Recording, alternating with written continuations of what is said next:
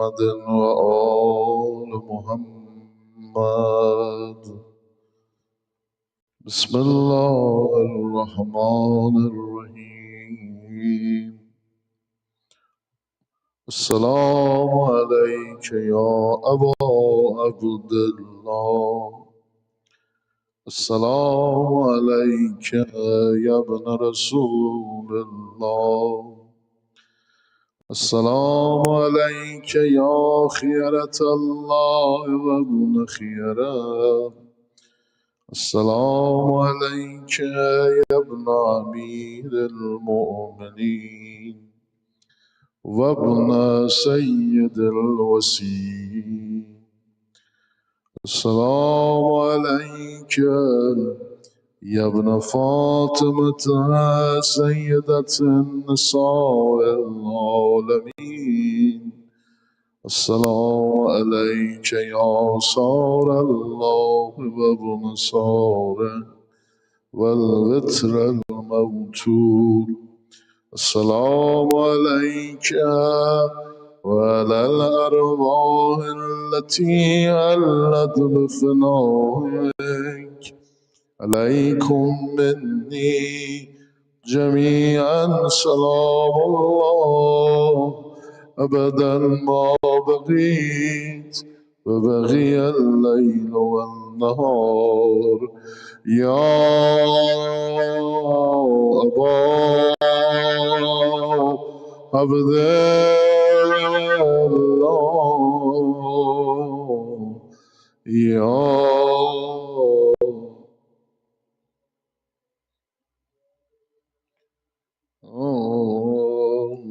لقد عظمت الرزية وجلت وعظمت المصيبة بك علينا وعلى جميع أهل الإسلام. وجلت وعظمت مصيبتك في السماوات على جميع أهل السماوات. فلعن الله أمة أسست أساس الظلم والجور عليكم أهل البيت. ولعن الله أمة دفعتكم عن مقامكم وأزالتكم عن مراتبكم التي رتبكم الله فيها. ولعن الله أمة قتلتكم. ولعن الله الممهدين لهم بالتمكين من قتالكم. برئت إلى الله وإليكم منهم ومن أشيائهم وأتباعهم وأوليائهم. يا الله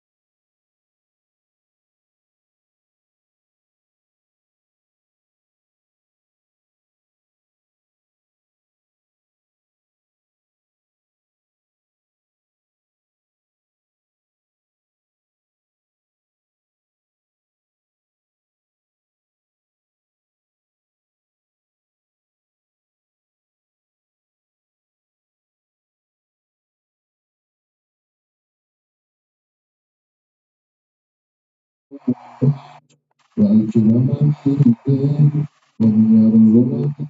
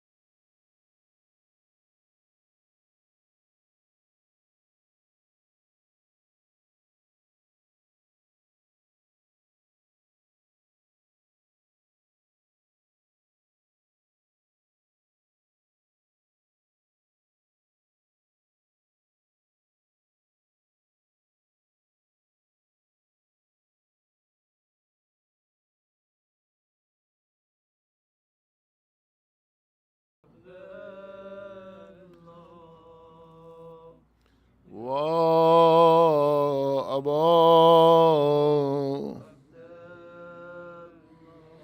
إني أتقرب إلى الله وإلى رسوله وإلى أمير المؤمنين وإلى فاطمة وإلى الحسن وإليك بموالاتك وبالبراءة ممن قاتلك ونسب لك الحرب وبالبراءة ممن أسس أساس الظلم والجور عليكم وأبرأ إلى الله وإلى رسوله ممن أسس أساس ذلك وبنى عليه بنيانه وجرى في ظلمه وجوره عليكم وعلى أشيائكم برئت إلى الله وإليكم منهم وأتقرب إلى الله ثم إليكم بموالاتكم وموالاة وليكم وبالبراءة من أعدائكم والناصبين لكم الحرب وبالبراءة من أشيائهم وأتباعهم إني سلم لمن صالمكم وهرب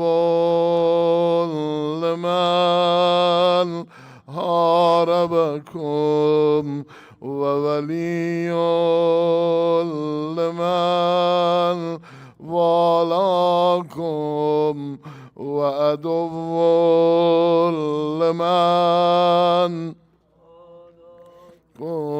فأسأل الله الذي أكرمني بمعرفتكم ومعرفة أوليائكم ورزقني البراءة من أعدائكم أن يجعلني معكم في الدنيا والآخرة وأن يثبت لي عندكم قدم صدق في الدنيا والآخرة وأسأله أن يبلغني المقام المحمود لكم عند الله وأن يرزقني طلب ساري مع إمام هدى إمام مهدي هدى ظاهر ناطق بالحق منكم وأسأل الله بحقكم وبالشان الذي لكم عنده أن يؤتيني بمصابيبكم أفضل ما يؤتي مصابا بمصيبته مصيبة ما أعظم وأعظم رزية في الإسلام وفي جميع السماوات والأرض اللهم اجعلني في مقامي هذا ممن تناله منك صلوات ورحمة ومغفرة. Everybody. اللهم اجعل محياي محيا محمد وآل محمد ومماتي ممات محمد وآل محمد. اللهم إن هذا يوم تبركت به بنو أمية وابن آكلة الأكباد اللعين ابن اللعين على لسانك ولسان نبيك صلى الله عليه وآله في كل موطن وموقف وقف فيه نبيك صلى الله عليه وآله. اللهم لعن أبا سفيان ومعاوية ويزيد بن معاوية عليهم منك لعنة أبد الآبدين. وهذا يوم فرحت به آل زياد وآل مروان بقتلهم الحسين صلوات الله عليه. اللهم فضاعف عليهم اللعنة والعذاب الأليم. اللهم إني أتغرب إليك في هذا اليوم وفي موقفي هذا وأيام حياتي بالبراءة منهم واللعنة عليهم وبالموالاة لنبيك وآل نبيك عليه وعليهم السلام. اللهم لعن أول ظالم ظلم حق محمد وآل محمد وآخر تابع له على ذلك. اللهم لعن إصابة التي جاهدت الحسين وشايعت وبايعت وتابعت على قتله. اللهم لعنهم جميعا.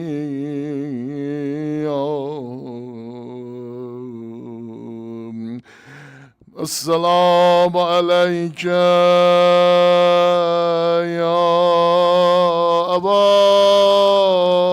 عبد الله وعلى الأرواح التي حلت بفنائك عليك مني سلام الله أبدا ما بغيت وبغي الليل والنهار ولا جعله الله آخر العهد مني لزيارتكم. السلام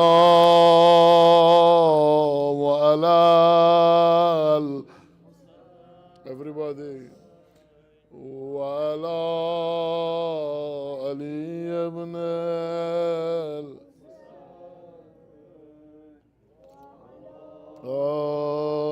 أولاد وعلى أصحابه. One more time. السلام على الحسين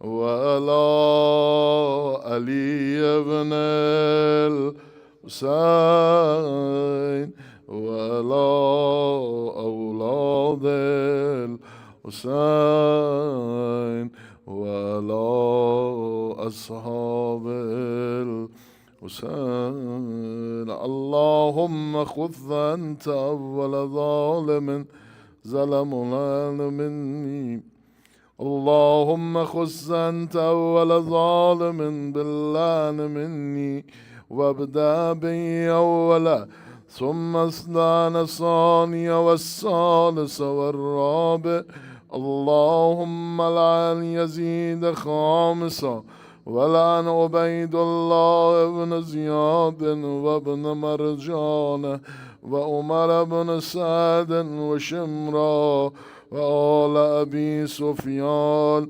وآل زياد وآل مروان إلى يوم القيامة. سجد. اللهم لك الحمد حمد الشاكرين لك على مصابهم الحمد لله على عظيم رزيتي اللهم ارزقني شفاعة الحسين يوم الورود وثبت لي قدم الصدق عندك مع الحسين واصحاب الحسين الذين بذلوا معجهم دون الحسين عليه السلام. حسين جان حسين جان حسين جان حسين جان حسين جان حسين جان. صاحب شادی روح المؤمنين والمؤمنات خانم رحم الله من قرأ الفاتحة مع الصلوات. الله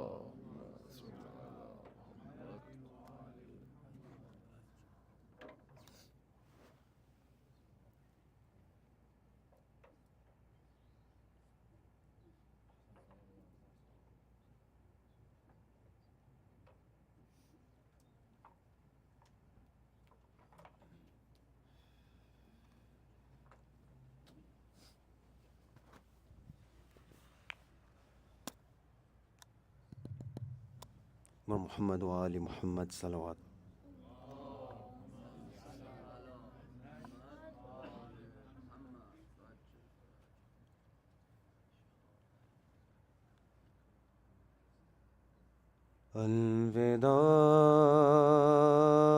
الوداع الوداع بهن الوداع الوداع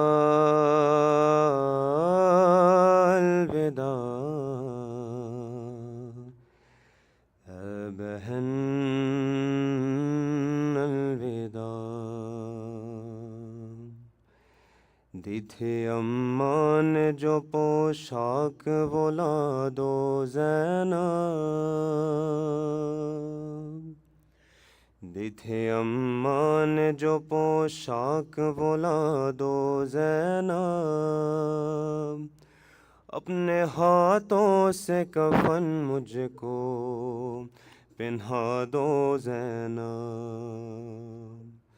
اپنے ہاتھوں سے کفن مجھ کو پہنا دو زینب.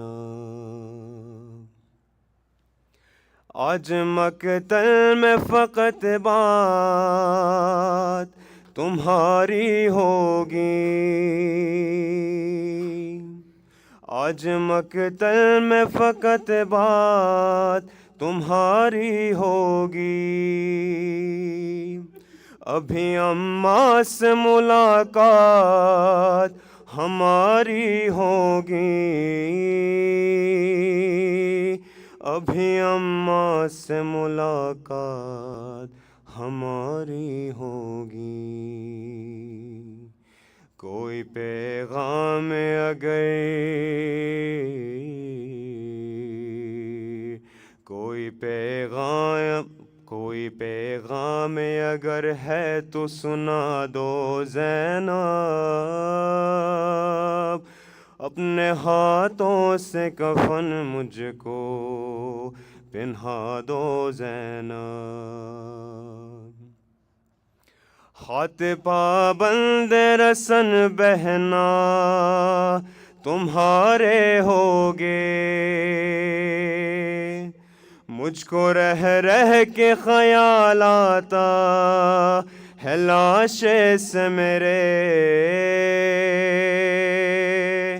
मुझको रह रह के ख्याल आता है लाशे से मेरे।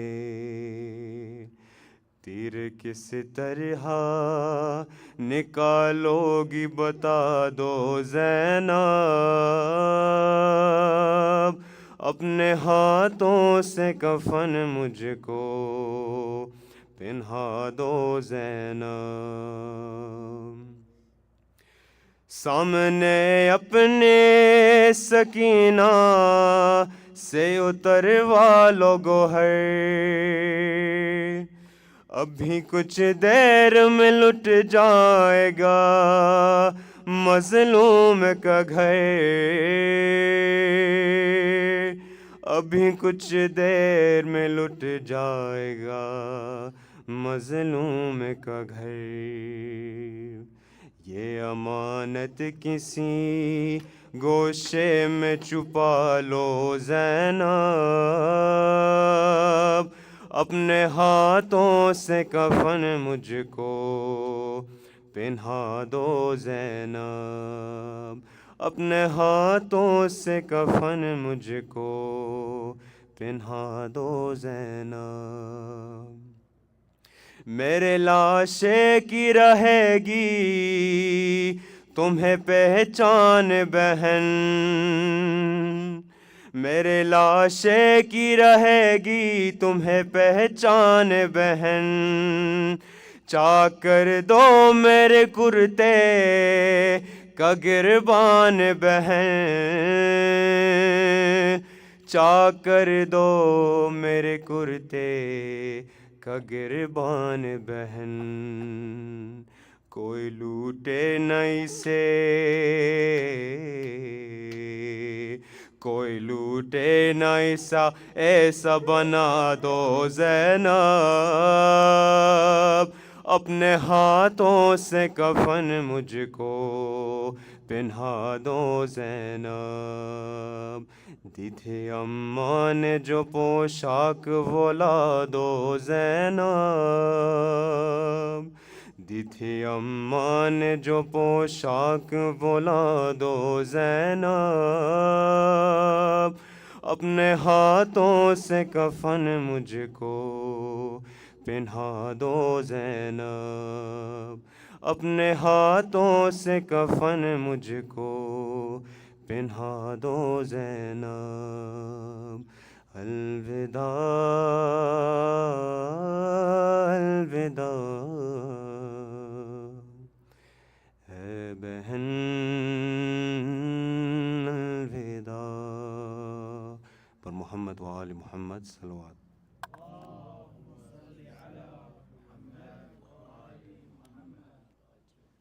Can I ask you all to please move as far forward as possible for Muhammad wa Ali Muhammad salawat. اللهم صل على محمد وآل محمد وعجل فرجهم ولا ناداهم.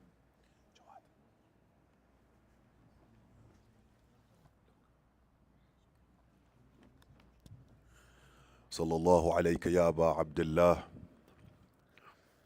السلام عليك يا الشهيد، أيوا مظلوما أيوا إماما.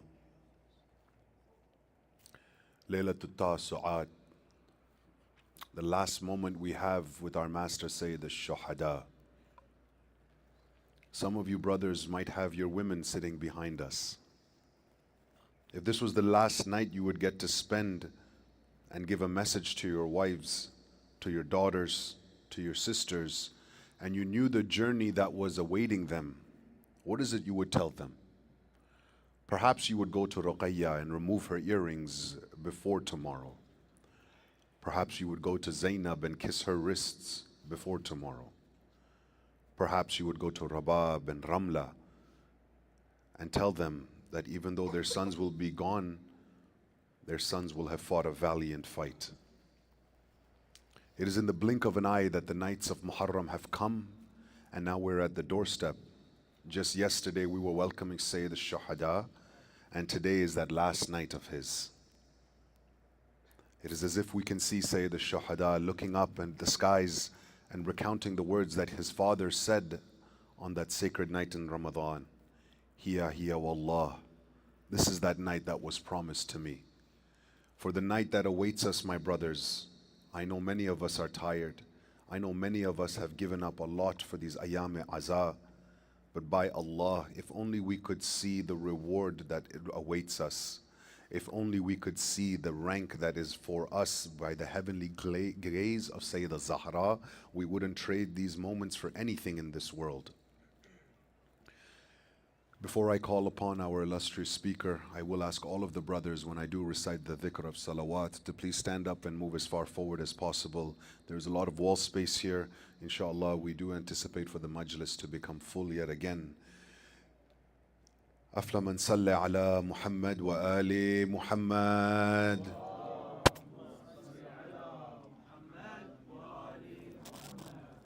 اللهم صل على محمد وآل محمد اللهم صل على محمد وآل محمد وعجل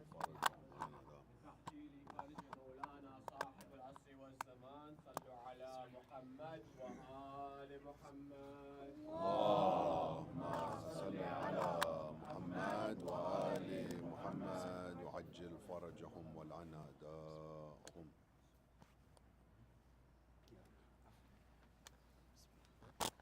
رحم الله من قرأ سورة المباركة الفاتحة.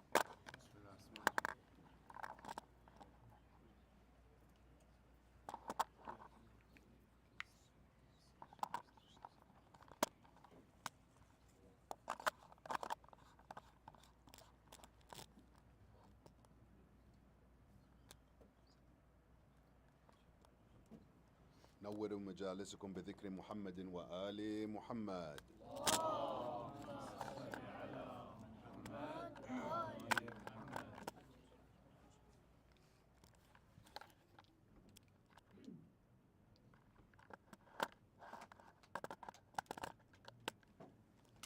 صلوات على محمد وآل محمد. اللهم صل على محمد وآل محمد وعجل فرجهم والعن أعداءهم. الشهداء عليه السلام صلوا على محمد وآل محمد. اللهم صل على محمد وآل محمد وعجل فرجهم. أعوذ بالله من الشيطان الرجيم. بسم الله الرحمن الرحيم. رب اشرح لي صدري ويسر لي أمري واحلل عقدة من لساني يفقهوا قولي. بسم الله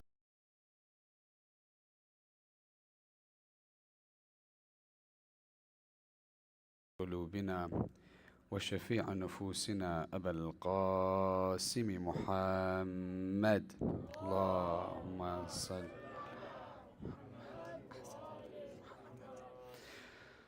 وعلى آل بيته الطيبين الطاهرين المعصومين، لا سيما بقية الله روحي وأرواح العالمين لتراب مقدمه الفداء. أما بعد، يقول الله في محكم كتابه الكريم: بسم الله الرحمن الرحيم. وعباد الرحمن الذين يمشون على الأرض هونا وإذا خاطبهم الجاهلون قالوا سلاما. صدق الله العلي العظيم.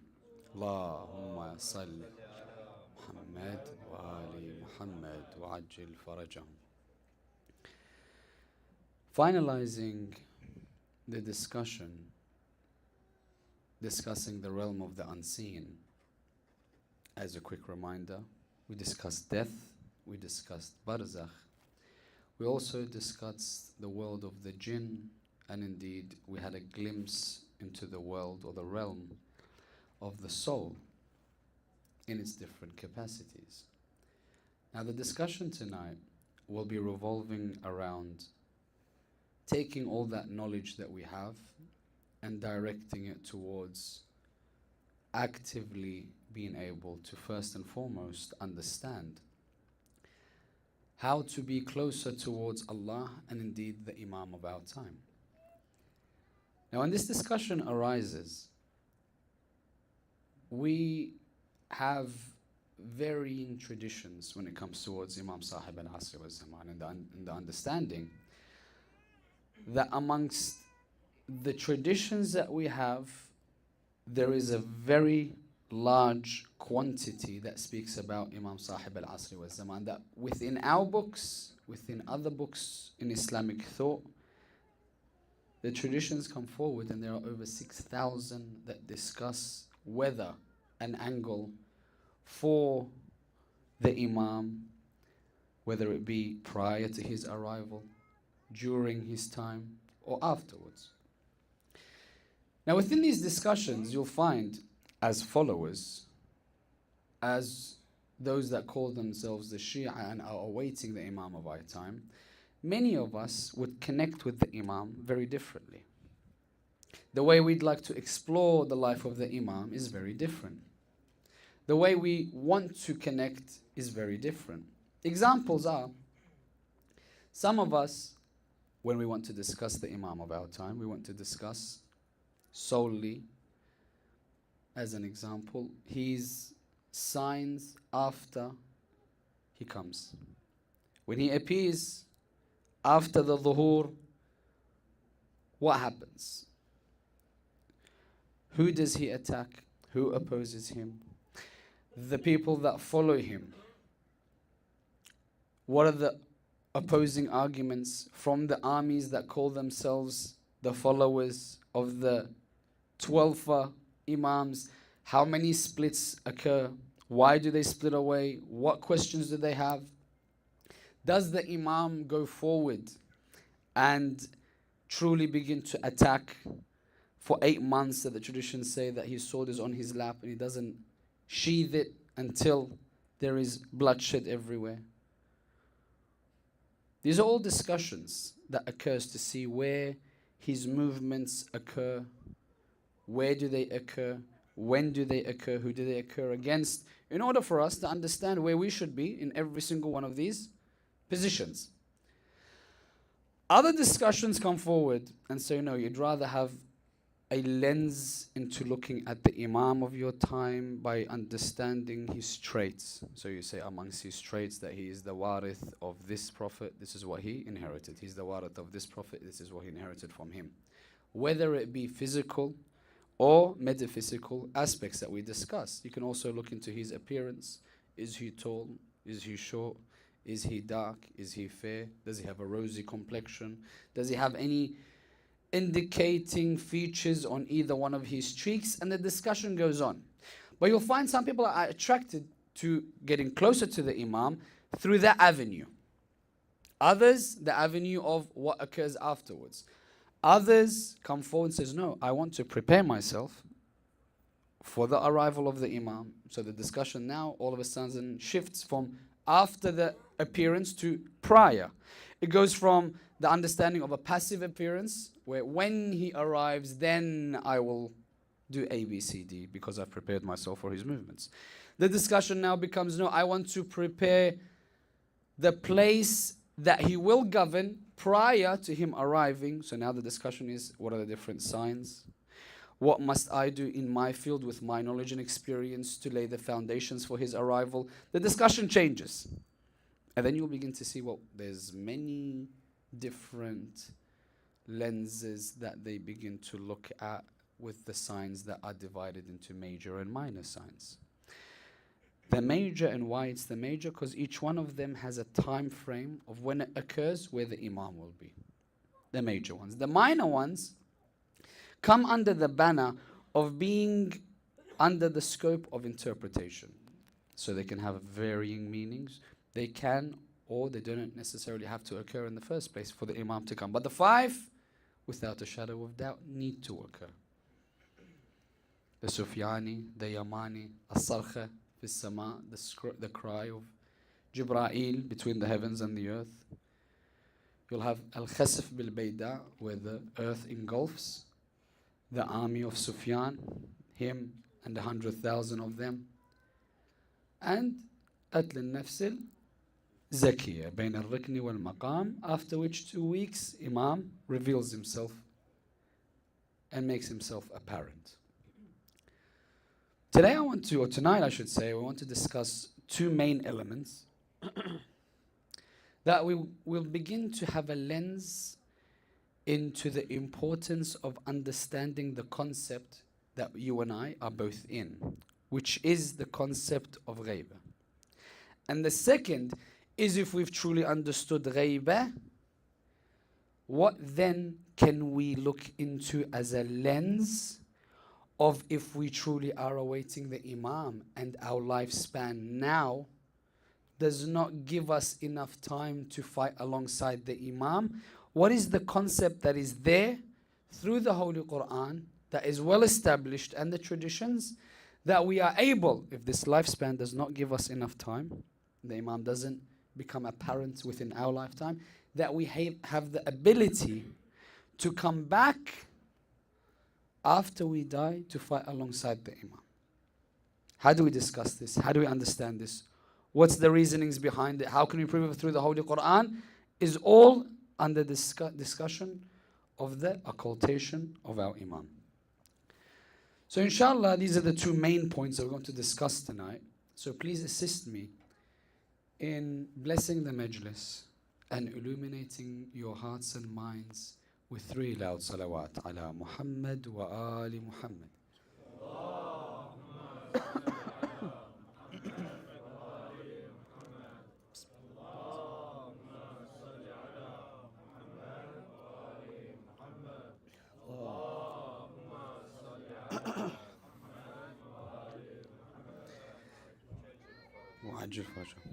Ya Ali.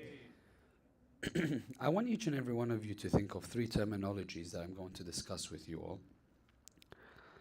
And I want you to put it into perspective that these terminologies have always been in front of us, but we might have overlooked the deeper understanding and meaning that it alludes to.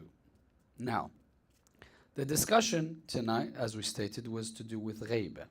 Ghaiba, when we translate it, means something which is, if we're looking about Imam, it's occultation. But in its general form, if something is ghaib, it's hidden. So if we take that into discussion of Imam Mahdi, and we understand that Imam is in ghaiba, some people fall into the trap of thinking that Imam is hiding. And that's why they come with the notion that we are waiting the Imam because he's in hiding.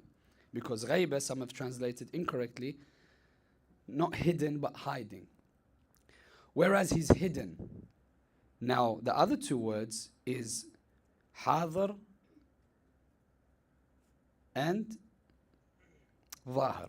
Those are the 2 other words. So there's ghaib, hidden. Hadr means something that is present. Zahir is something that is apparent. So now, these 3 words that we have, hidden, apparent, and present, there are 2 that oppose each other completely. If we were to say that ghaiba is hidden, the opposite would be what? Hudur or dhuhur? Dhuhur. We all agree? The opposite of ghaiba is dhuhur. That's why we are awaiting the dhuhur of the Imam. Which means that the second word now is a point of question. The question is, can you be now ghaib and hadr? Question. Can you be both hidden and present or not? We can. So the Imam can be hidden from us but present around us. That in itself should indicate to you that the Imam is not in hiding, but rather Allah has veiled him. He is hidden in his personality, in his appearance, in our understanding of who he is. We don't know what he looks like. And that is one of the secrets of the Imam, that in everyday life you could come across him. Everyday life, one way, shape or form, you could come across him. That's why there's a discussion. Rajab Ali al-Khayyat says this. He says, I was, as the name says, Rajab Ali al-Khayyat. Khayyat, he used to, in the time of when he was in Iran, he used to sew garments for those that went to the seminaries. So he used to sew garments. So he says he left everything and he built himself a place of worship. His only understanding is that I want to see the Imam of my time. That's all I want, is to see the Imam of my time. So he says, I pray and pray. I'd only leave my mihrab to go towards the restroom and come back. Go out, eat, come back. All I wanted was to see the Imam of my time, more than anything else. He says, until one day, he says, somehow I had either a vision or a mukashaf or something that was open to me, whereby, alaykum salam, whereby someone, it's as if they've told me, go towards this place and there you will see the Imam. He says, it's as if it's been imprinted into my soul that this is where I'm going to see the Imam. So he says, I took myself to that particular shopping village, road, whatever you want to call it. So he says, when I entered, he says, I'm just looking around, you know. He's looking, where can I see the Imam? Where would he be? Would he be in this shop? Would he be in that shop? Would he be in this alley, that alley? So he says, I'm just looking around to see where the Imam, what would he look like? So he says, as I'm looking at all these things occurring, he says, I saw an old lady, because you know, Arab countries, you go towards a particular road, if it's a jeweler, the whole road is jewelers, aren't they? If it's Abu Ali's Dahina in Iraq, every single other shop is what? Abu Ali's Dahina. And each of them is the original.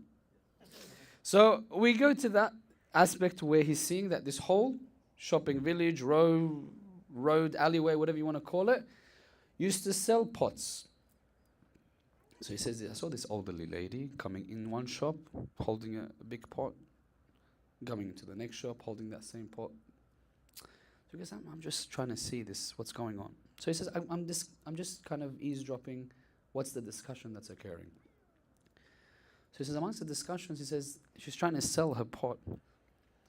No one's giving her the amount that she wanted. She wanted, I think, if I remember correctly, but there's the understanding is the anecdote, not rather the difference in the pricing. But if I remember correctly, she wanted 8 coins and no one would offer her more than 5. So again, she'd go around and then he's following her from a distance, just listening. Who's going to give her 5? You know, kind of became like an adventure. Like someone's going to give more than 5, maybe 6, 7. We'll see who wins. So until she got to a place where she entered, and says, I was eavesdropping. While I was eavesdropping, she says, you know, my son, can you please give me wealth for this? I don't want to sell it. I use it. I make use of it. But I am selling it out of necessity because I need medicine. He says, I want 8 coins for it. No one's offered me more than 5. Would you be able to offer me 8? He says, no problem, but I just have to weigh it first. Because each one has its value. I need to see it, see if there's no damage, etc. to give you a correct pricing. So he takes it inside. He says, I'm watching Rajab al-Khayyat from a distance. He says, as I'm watching, the man comes out. He goes, lady, I can buy it off you, no problem. But I can't give you 5 for it. Or 8 for it. So she says, I thought so. Another man. He goes, no. Because its value is 22 coins. But it needs some fixing. And I need to make a profit on it. So he goes, I'll offer you 21 coins. If you're happy, I'll take it off you. And then I will sell it for how much? 22. And I'll make that profit for me. I've won. And inshallah, you're happy as well. So the lady's looking at him saying, Annie, who are you joking around with? No one's giving me more than 5. You want to give me 21 coins? He goes, right, it's up to you. It's in front of you. If you want, I'll give it. If you don't want, bismillah, it's up to you. So she's like, bismillah, give me before you change your mind. She's taken the money, she's left. Rajab Ali al-Khayyat, I just want you to put into perspective who this personality was. This is a person that left everything and was worshipping, wasn't he? It's not like he was hanging out with the wrong people. He was hanging out with who? all the scholars used to speak with them, joke with them, discuss stuff with them, and make their garments. And he's worshipping. He wants to meet the Imam of his time. So Rajab Ali says, after the lady left, he says, I ran to this shopkeeper and I said to him, you know, what religion is this? The lady wants 8. And if we put ourselves truly in the man's position, and we think to ourselves, a lady wants 8. If I valued that item as 22, right? Then give her 8. I still make a profit, don't I? That's what she wanted. For us. They'd be like, yeah, no problem. So he says, you know, what religion is this? That she wants 8, you give her 21, when you could have made so much more profit. Rajab Ali al-Khayyat says, the man looks at me, he smirks, and he says, you want with that soul to meet the Imam of your time? He says, you want to take advantage of people? You want to just think about yourself? What about your brethren? What about those that also have a right? He says, with that soul you want to meet the Imam. So he says, I continued to cut the story. Over time, he comes across the Imam, doesn't have a chance to speak to him. But the shopkeeper sends a message through Rajab Ali al-Khayyat. He says, listen, you've seen him, you haven't spoken to him, but he has a message for you and whomever wants to attain the presence of the Imam. He says, what's the message? He says, follow in our footsteps how we want you to be. You don't have to visit us. We will come and visit you. So just follow our guidelines. Follow in our footsteps. Stay away from that which we tell you to stay away from. Go towards that which we tell you to go towards. We'll come to you. You don't have to come and try to find us. There was Karbala, 30,000 saw the Imam. What's the point if their souls were not ready to see him? You may end up to be in a more negative place than a positive one. And that's why when we are discussing, before we delve into Raj'ah, the discussion of Ghaibah is a very important one. Why? Because we derive from the examples that we are given what the Imam is doing in Ghaibah. Very lengthy discussion. They say that there's a similarity between our Imam and the previous prophets. There's a similarity. They would say amongst these similarities, as an example, they say there's a similarity between Musa and our prophet, and our Imam that awaited. What's the similarity between Musa and our Imam that's awaited? They say that خائفا يترقب. The verse that we quoted to start the lecture tonight, وعباد الرحمن الذين يمشون على الأرض هونا وإذا خاطبهم الجاهلون قالوا سلاما. They say that this tradition encompasses in one of the examples Musa and our Imam. Why? They would say Musa, he would be khaifun yataraqab, meaning he would look left and right and not give an opportunity for those that are trying to harm or kill him to have an upper hand. They say likewise, one of the secrets of why the Imam is hidden is so no one can recognize him, that they would harm him or attack him or indeed kill him. But that's why when you go towards the discussion of why were the 4 greatest ladies, amongst the discussions, why were they chosen? You know what comes forward? That each and every one of them understood the position of who the Imam is, and they were ready to sacrifice themselves in their protection. I want you to contemplate over this. If we know that the Imam of your time needs to remain protected because he, or as we understand, know that they have a mission, they need to do A, B, C, D, and then when the time is calling, when Allah has bestowed, as Imam al-Hussein would say, the lines that is attributed to him, فَيَا سُيُوفْ خُذِينِ. Now it's my time, come and take me, O swords. Amir al-Mu'mineen before it needed protection. But when Allah has bestowed upon him, this is the night that you return, what does he say? When he comes out of his house in Ramadan and he looks up, he says, Hiya wallah.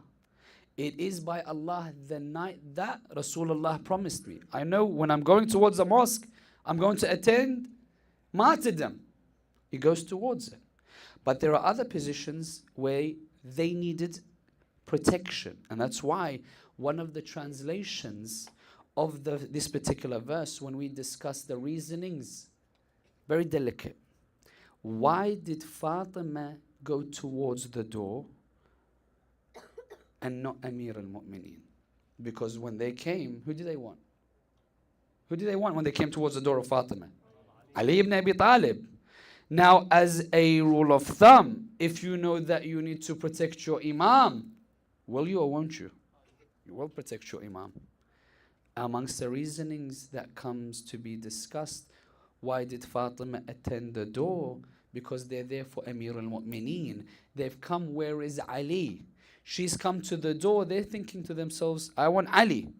She says, if I come towards the door, I'm going to hinder them away because they're not here for me. They're here for Amir al-Mu'mineen. And that's why when she attended the door, what was the call? They would say that behind the door is not Ali. Don't attack, because behind the door is Fatima. What does he reply? So what? يَمْشُونَ عَلَى الْأَرْضِ هَوْنًا. Therefore, if I know that my Imam is in a place of protection, خَائِفًا يَتَرَقَبْ, therefore it's my obligation to do what? To protect him as well, when I get the opportunity. Now, that's one of the comparisons that are there.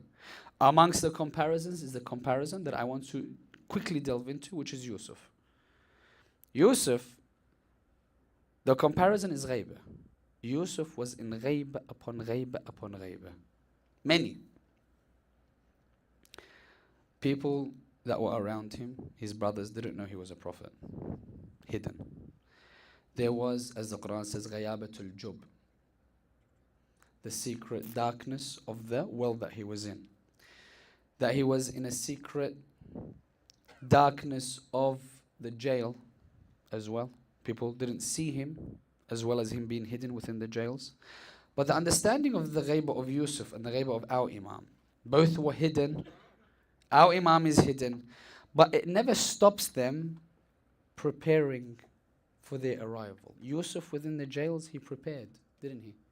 Those that were around him in jail, when he got out, some of them, when they made it out, became a pivotal part to play within his government, because he taught them religion, he taught them Allah, he taught them, prepared his kingdom. They would say likewise, Imam is there, protecting, preserving, guiding. There's a tradition amongst our scholars. We all know Sheikh by the name of Sheikh al-Mufid. They would say, as a marja of the time, Sheikh al-Mufid, they would come to him one day with one of the masail. A man runs to him, he says, like, Ayatollah, you're my marja. My wife has died on the table of birth, but they're unsure if the child has died or not. Are we allowed to cut the stomach, meaning it's a body that is dead? Are we allowed to, in one way, shape or form, harm the body to get to the child? Maybe it survives, maybe it doesn't. Or is there not a permissibility to kind of change anything to do with a body and preserve it because it has its sanctity? So to the understanding there and then, Shaykh al-Mufid would tell him, oh man, if the mother is died, our understanding that is the child might have died as well, therefore you should not be attacking or harming the body because it's sacred. So as he goes back, he left it. So he says, a few months later, all of a sudden, this same person that asked me comes with a child in his hand. So I'm thinking to myself, maybe he had another children, maybe it's not his child, because I remember what he asked me. So he says, the man came to me and he embraces me and he speaks to me and says, Sheikh, you have given me another life. He says, why? He says, you know, the other day when we came to you and asked you for the mas'ala and you told me, if it wasn't for your messenger, I would not have this baby in my hand. He said, what do you mean? He says, the messenger that you sent, when I was going back towards the hospital, you sent a messenger. He says, I'm from Sheikh al-Mufid to tell you, you can go, cut the stomach and take your child out. No problem. and says, now I wanted to bring the child back and show him to you and thank you that if it wasn't for your mas'ala, I would not have had him. So the Shaykh says, I've never sent anyone to you. So he says, then and there I thought to myself, there's only one person that had any idea what would occur. And he says, I knew then and there that it was Sahib al-Asr wa Zaman. So he says, look at, as a scholar, imagine the position you have to be in to make this next move. Shaykh al-Mufid would remove himself from giving any more fatwas. He says, if I've made a mistake, I could have lost someone their life, I'm going to remove myself from this position of power. In which it's written to him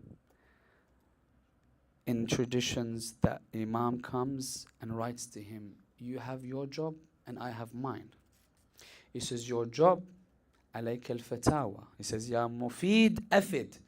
Alayka al-fatawa wa alayna al-tazdid. You do what you need to do.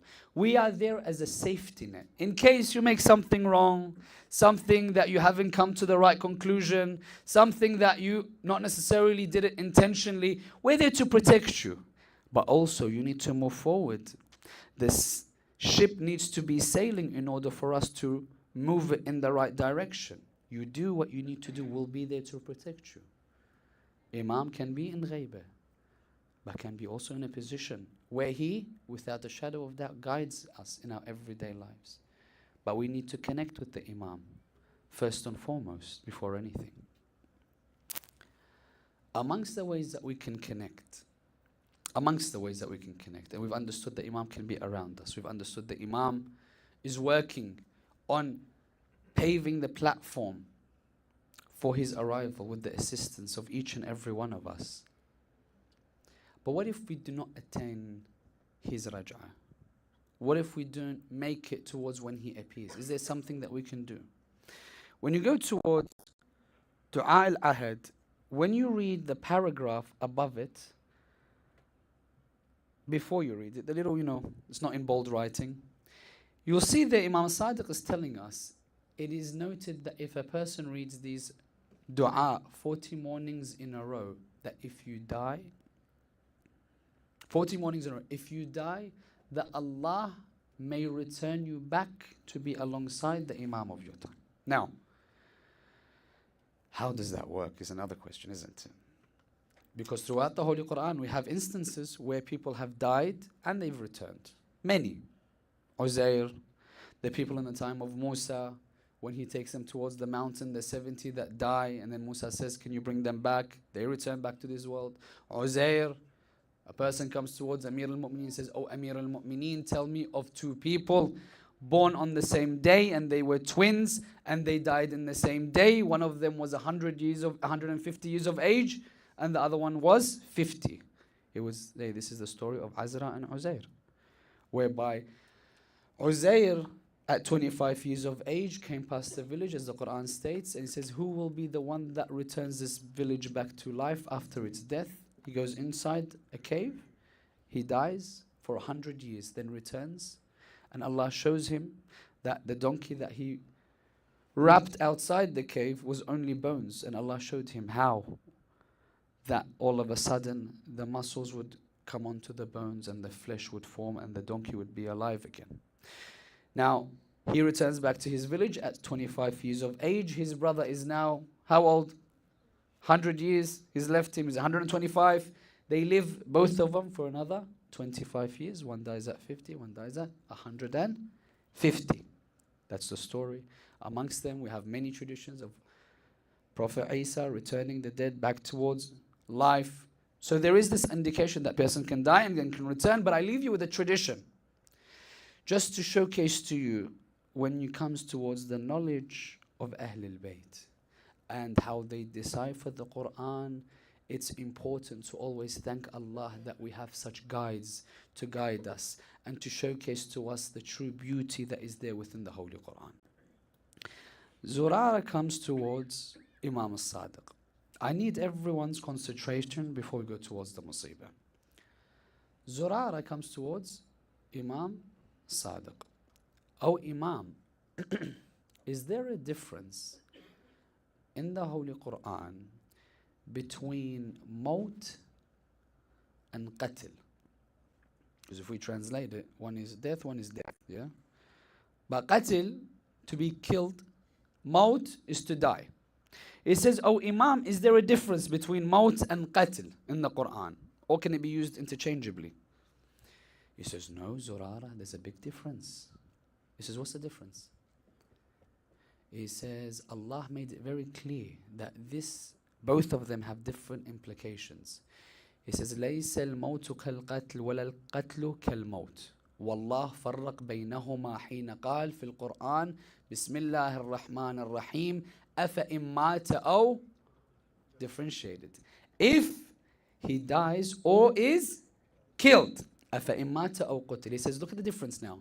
He says, on one side, he clearly states, لا تحسبن الذين قتلوا في سبيل الله أموات. Do not count those that have been killed in the path of Allah as dead. So therefore, he says, to be killed different than death. But then what happens? He says, also within the Quran, Allah clearly stipulates, كل نفس ذائقة, every soul shall taste death. He says, therefore, if we take the premise within the Holy Quran, O Zurara, this is the premise for Raj'a. Why? Because everyone that was killed needs to return to taste death. He says, therefore, the first that will come back are the shuhada. And amongst them, which will be the first to return, would be Sayyid al-Shuhada. Who is that? The first that returns is who? Imam Hussein alayhi salam. To be amongst them. So therefore, if we want to be part of those that return, sincerity, I had 40 times. Continue, you don't have to stay at 40 obviously, but have the sincerity to continuously have the Imam within your life. Ask yourself, how many times do I remember him?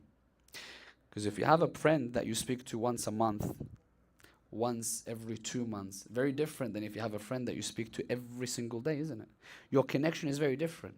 If you wake up and you say, Assalamu alayk, Ya Sahib al-Asri wa zaman, before you sleep, you recite a salawat gifted to him.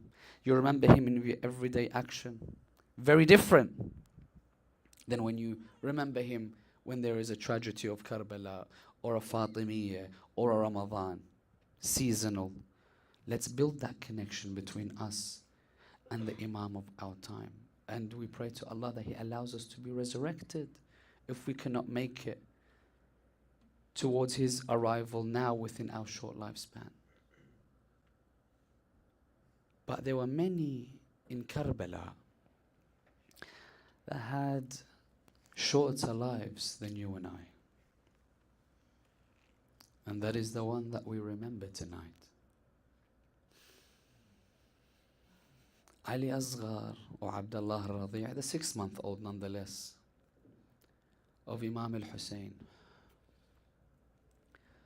They would say that a motion came in Karbala where Imam al-Hussein is coming back from the Euphrates where his back was broken. Zainab doesn't recognize Hussein coming from Abbas. What did Hussein see there and then? Only Allah knows. But when he returns towards the tent, he looks left and right. There's no one there that's left. Ali Akbar's fallen. Qasim's fallen. Abbas fallen. His flag fallen. His ashab, Habib, Zuhair, Muslim, John, all of them on the plains of Karbala. He screams, Ala min Nasirin yansurna. There's no reply. He looks left and right. Ala min Nasirin yansuruna. Ala min dhabin yadhubu an harami Rasulillah. There is no reply for Imam al-Hussein. He continues to go towards the tents and he walks around the tents. I want you to imagine a man at that moment hearing the wails of the women that have lost children.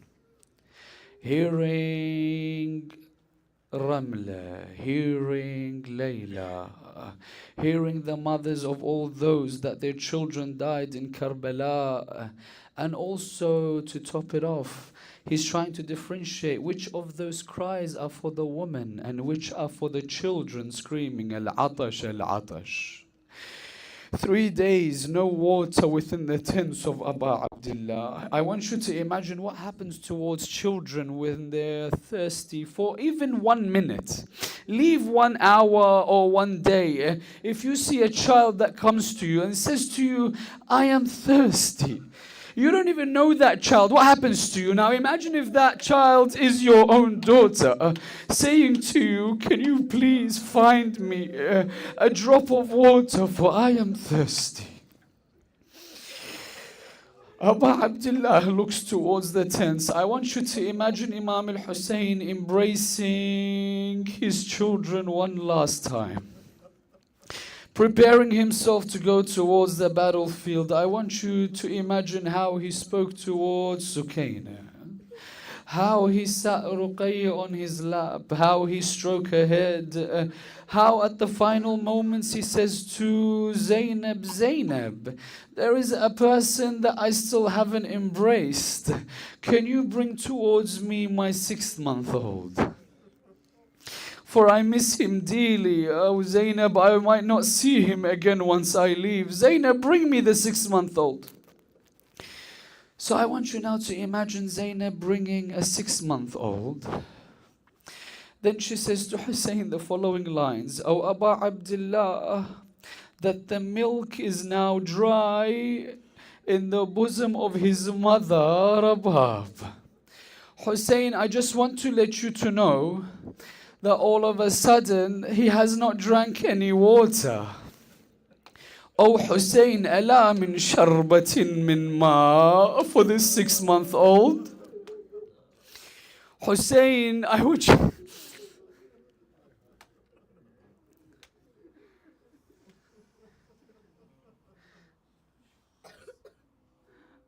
you to imagine something.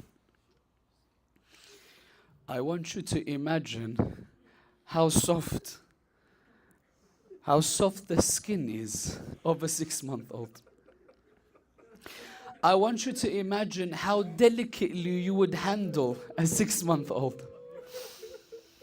Now, I want you now to imagine a 6-month-old, how you would imagine him, but I want you to look by closing your eyes.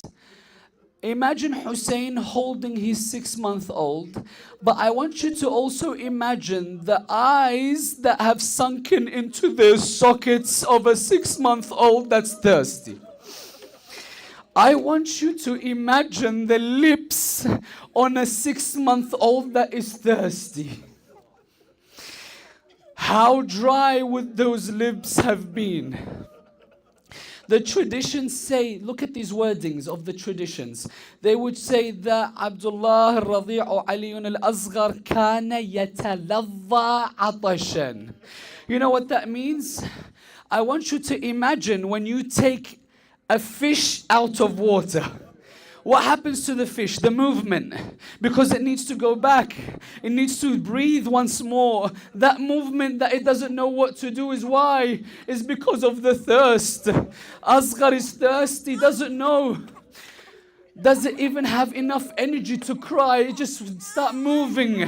Ali al-Asgar in the hands of the heart of mercy, which is Abu Abdullah. How can you handle the cry of Asgar or Hussein? Zainab would tell him, Abu Abdullah, take this child. Abu Abdullah, see if they would give him some water. Imagine Hussein, he would go towards the battlefield sometimes on a camel. When he would like to lecture them on a camel, when he would fight on a horse.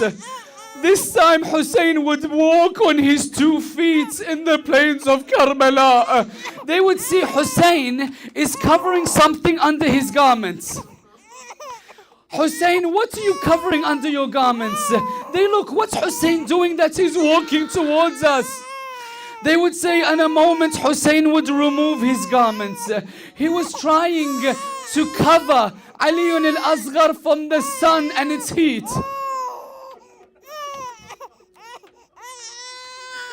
When he would cover Asgar, he would say to them, "O mushrikeen, if there is a sin for us elders, then what does this 6-month-old have from a sin, brothers and sisters? What sin has a 6-month-old have?" They would say, an army, half of them would say, "Why do we not give the 6-month-old water?" They would see the 6-month-old, they say, "Why do we not give him water?" The other half, what would they say? They would say, "No, لا تبقوا من أهل هذا البيت من باقية." Kill every single person from the people of the family of Rasulullah. Do not even leave this 6-month-old. He would say to them, "Oh, if you are afraid that I may drink," he would place a 6-month-old on the plains of Karbala, on the heat, in the desert. He would say, "You come and take him. If you're afraid that I'm going to drink, then you come and take him, give him some water." At that moment, Umar ibn Sa'ad would look towards Harmala. He would say, "Harmala, اقطع نزاع القوم." How? What do you want me to do? He would say, "Strike an arrow in that direction." He says, "Do you want me to kill Hussein or the 6-month-old that's in his hands?" When Harmala is captured, he says, "There is 3 arrows that I know hurt Abu Abdullah." Which 3? He would say the first that hurt Imam al-Hussein was the one that I struck in the eyes of Abbas. He would say, "What's the second?" He would say the second was in the heart of Hussein that he could not remove. He said the third is when Hussein would raise a 6-month-old. He would raise a 6-month-old, saying, "Give him a drop of water." I want you to imagine a 6-month-old. I want you to imagine him now with a 3-pointed arrow.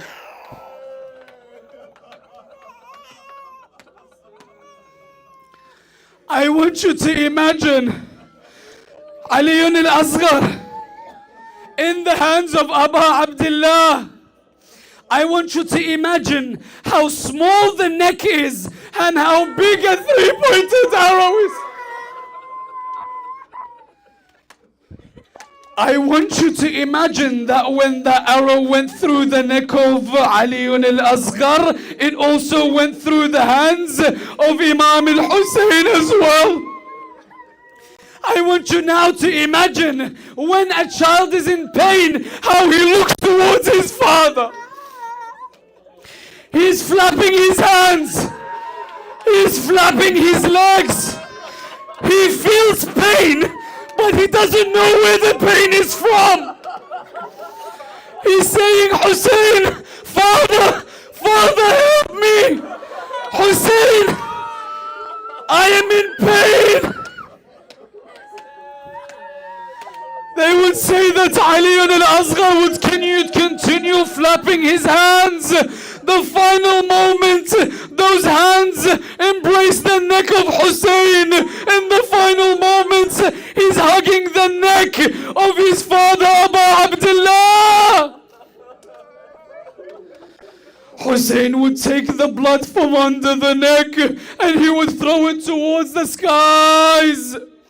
The call would be there, "Hussein, leave him. There is a witness for him in heaven." I want to ask a question. Hussein, that moment, what was going through his mind? Do I bury Asgar right here so the ladies do not see him? Do I return him back towards the tent? I want you to now imagine Hussein still with the heart of mercy. Asgar has an arrow in his neck, but still he's thinking, I don't want his body to be harmed by the sun. He places him again under his cloak. He walks towards the tent.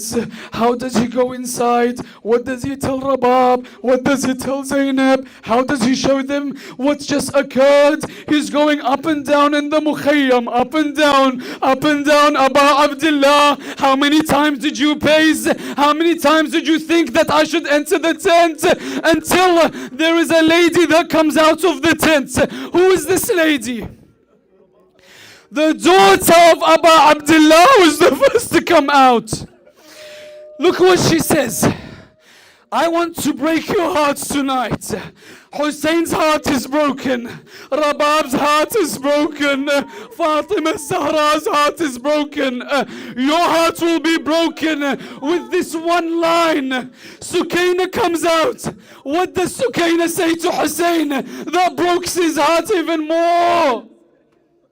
She would say, Father Hussein, I can no longer hear Ali Asgar cry.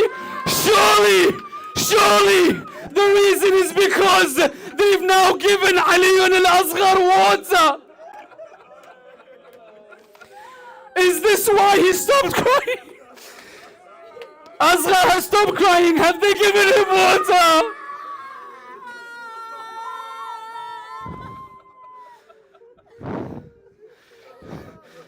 Hussein takes out Asgar. What does Sukaina see? She says, Abba, what are you showing me? Hide the child, Abba Hussein. He would say, there is only one heart that is capable to handle this calamity. Bring me Zainab.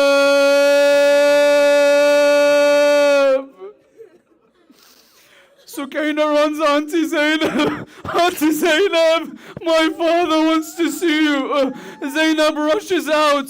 Hussein, I cannot see a sign of Ali Asgar. Where is he? Where have you placed him? Is he okay? Is he fine? Have they given him water? Abu Abdullah, he was thirsty. He would remove the garments from Ali Asgar. Zainab's eyes saw much in Karbala, but how could Zainab's heart handle seeing the head hanging onto the body with a few pieces of his flesh? How could you handle? I ask you, Hussein, when you gave Asgar back towards Rabab, did you remove the arrow from his neck? And if you did, how did you remove that arrow?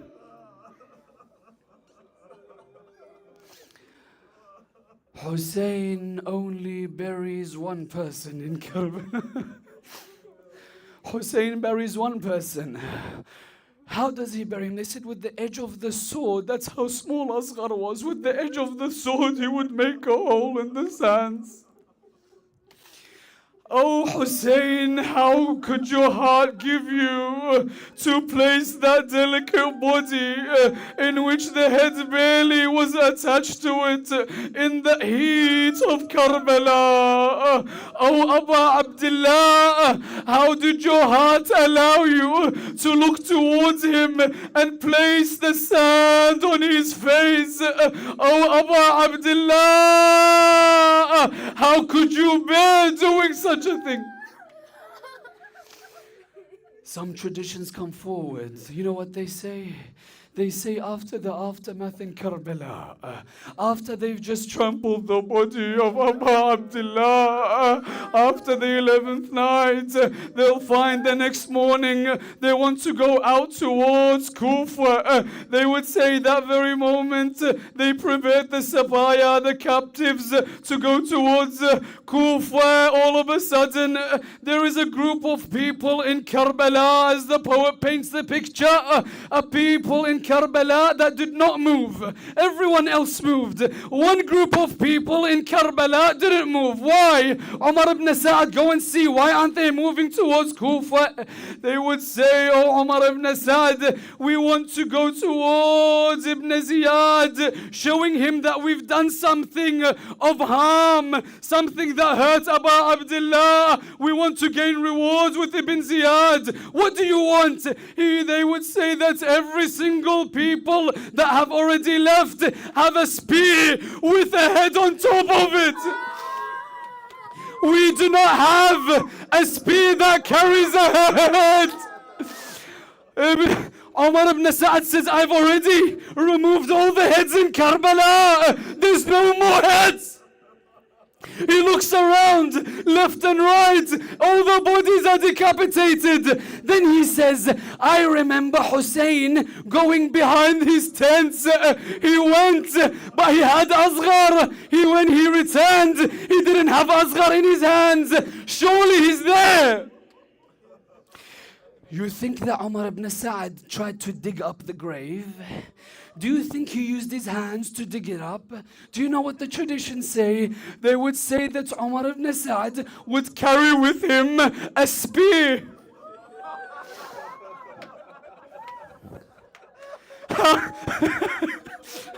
How did he find Asgar? They would say that Umar ibn Sa'ad would use the spear and he would place it into the ground. He'd lift it, nothing. Again, he would place it into the ground, lift it, nothing. Again and again, he would pump it into the ground until once he would place it, something came up.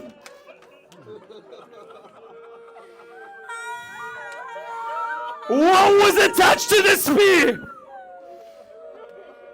Where on the body did the spear pierce?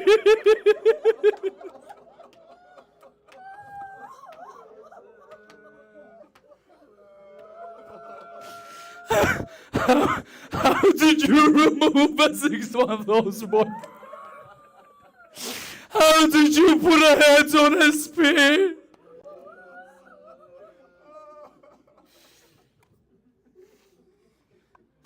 Hussein says in his wasiyah towards Imam al-Sajjad, you know what he says? He says, when you bury me, bury Asgar on my chest. Bury Asgar on my trampled chest. That's who I want on me, O Sajjad. But I ask Sajjad, how did you find the pieces of Asgar in Karbala to bury? Inna lillahi wa inna ilayhi raji'un.